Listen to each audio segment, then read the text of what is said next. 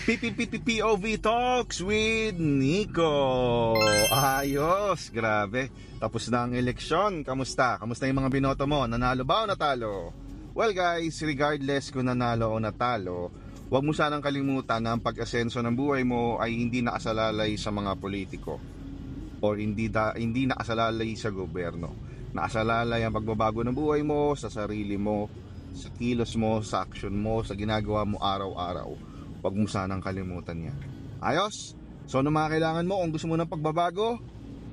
Skills, diskarte, at tamang opportunity. Anong kakayanan mo? Anong diskarte ang meron ka? Ano yung vehicle or opportunity na nakaharap sa'yo? Lahat yan, pagsabay-sabayin mo, gamitin mo sa tama, siguradong may kalalagyan ka. Makukuha mo yung pagbabagong gusto mo sa buhay mo. Dahil kahit naman nanalo yung politikong binoto mo, kung nakatunga ka lang sa bahay, walang mangyayari sa buhay mo. So ano, gising na, kilos tayo, work tayo, sipag-sipag tayo ha. Ayos! Let's go! Woo!